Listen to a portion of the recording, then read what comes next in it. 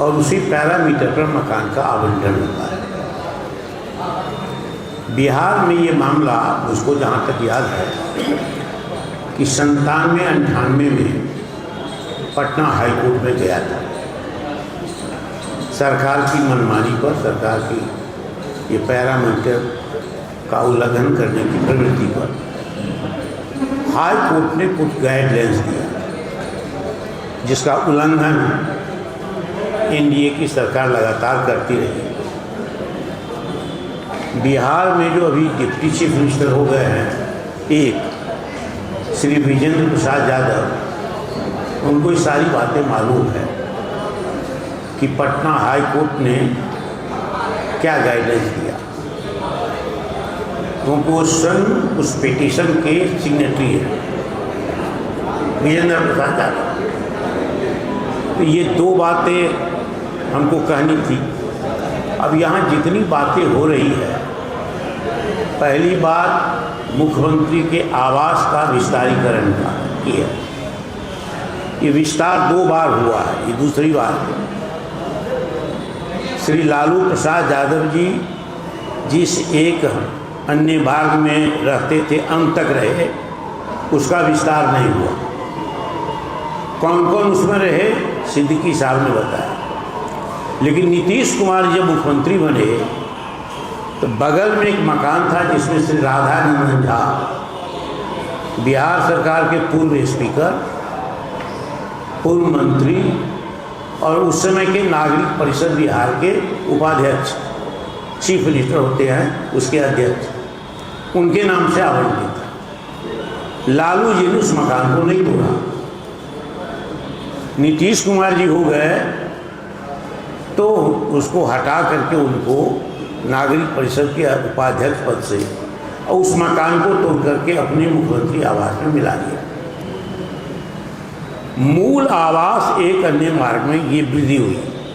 और दूसरी बार जो डिप्टी चीफ मिनिस्टर के लिए मकान ईयरमार्क था, कड़ांकित था, उसको तोड़ करके 5 का नंबर उन्होंने कहा जैसा बार मिला लिया। ये सम्राट चौधरी, वो बड़ा मकान है, राधानंदन झा के मकान से बड़ा। तो इसका औचित्य साबित करना होगा जो क्यों ऐसा किया जा रहा, कितने एकड़ में उन्होंने बताया। दूसरी बात यह है कि जितनी बातें उन्होंने कही है, 2005 में बिहार विधान परिषद की नेता प्रतिपक्ष बनी श्रीमती राबड़ी देवी जी, उन्होंने मांग नहीं की थी कि 10 सर्कुलर रोड को आवंटित किया जाए। उस समय के मुख्यमंत्री श्री नीतीश कुमार जी ने स्वयं ये मकान आवंटित किया। तो आपने बहुत मकानों को कर्णांकित किया है, जिसका वायलेशन आपकी सरकार कर रही है।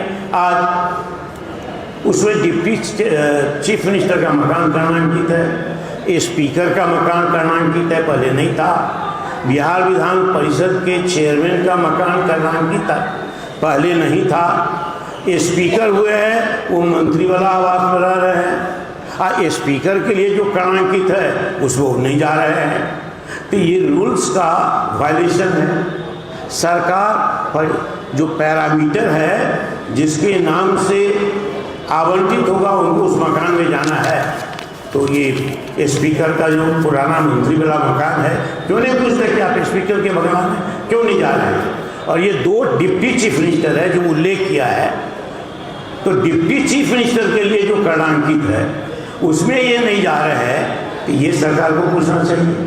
और ये भी कहना चाहिए कि राबड़ी देवी जी के मकान 10 सर्कुलर रोड को आज तक कर्णांकित नहीं किया गया।